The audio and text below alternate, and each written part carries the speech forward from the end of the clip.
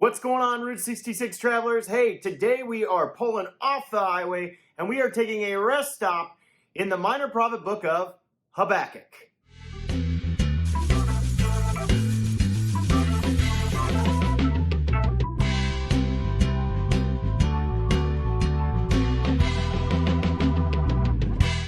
The recipe for Habakkuk is unique, and not because of the strange name of this prophet, but no, because instead of him speaking the prophetic words to the nation of Israel, it's a conversation that he has between him and God.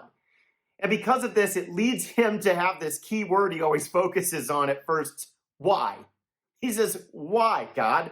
I'm crying out to you and I'm saying, what's going on? Why is this happening? Do you even hear me? Aren't you going to come do something about this? Aren't you going to do something about this evil that's overcoming your people? Why aren't you in here trying to take care of this? And God says, oh, I'm going to. And he pulls back the curtain and he says, here's Babylon. And Habakkuk's immediate thought is, I don't think that's what I'm looking for. I was thinking more like, I don't know, new leadership, or you could bring revival to the hearts of your people, because what you're saying you're going to do, it just doesn't seem to make any sense. I mean, you can't be serious. I'm utterly convinced that there's a mistake in the logic. Something's off here, says Habakkuk, because he goes, God, I'm saying, I want to know when your justice is going to come. How long are we going to wait for this? And God's going, I said, it's coming. It's Babylon. Habakkuk goes, now, ho. How are you gonna discipline your people through this evil presence? How is that justice? It doesn't make any sense. And God says, don't worry, in the end, all the other evil people, they're going to get what they deserve. Justice is going to come. You just got to trust me. You got to wait. You got to hush up a little bit, okay? Stop talking. Just listen. And see, this is the thing that God does to us, and like he's doing to Habakkuk. It's when these things happen and when we don't understand, usually what happens is God's message is, trust me. And I know, it's easier said than done. It always is. But God says, in the end, I'll give you the promises. Sir Rip-Off, that one that's ripping everybody off, oh, they're going to be ripped off. Ooh, and Sir Indestructible, Mr. I can't be touched. Well, they're going to be destruct. And that big city boss that thinks he rules everything, he's going to see everything he has burn. And those who are humiliating my people, they're going to be humiliated themselves. And the idol worshipers, whoo, buddy, they are going to look stupid. See, my plan, God says, I'm going to set everything straight. It may not be in the way that you want it to happen, but in the end, all those evil people are going to get what they deserve. Justice is going to come. You just got to trust, because the just shall live by faith. You got to wait, because eventually the whole earth is going to be filled with the knowledge of my glory, not man, God. And then you just got to hush. Be silent. Be still. Let the earth keep silent before me. Let man keep silent before me. Just listen and trust me.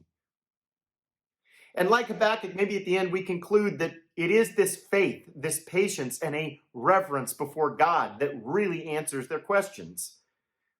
Because Habakkuk ends up turning his attention from what God's going to do to who God truly is, the warrior God.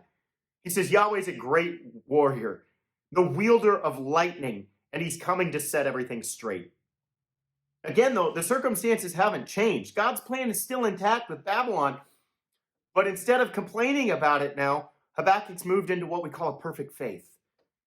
And that perfect faith, number one, it trembles. I mean, think about it. When is faith actually tested? In our trials. It's when scary things happen that we are trembling. And it's okay for us to tremble before God Almighty in reverence for what he's doing. I mean, we have to face that opposition for that to come into play. Something has to attack us in order for our faith to tremble. But it trembles in a reverent way before God because it also becomes defiant. Despite attack or opposition that comes from the enemy, it stands firm and it defies that attack because of the faith that you have in God. Because God will always take care of us. Always. And he does so in that third aspect of perfect faith. He helps it soar above the storm. It goes over and above the trial, the attack, the conflict, the struggle that we may be in. See, most of the time we say when chaos shows up and rules the life and the land, we cry out to God, why, Lord, why? And then when our prayers seem to be answered with nothing but more evil and nightmares that are overcoming us, we say, lie, Lord, why? And then when we won't fix it right now in our time, we say, why, God? Why?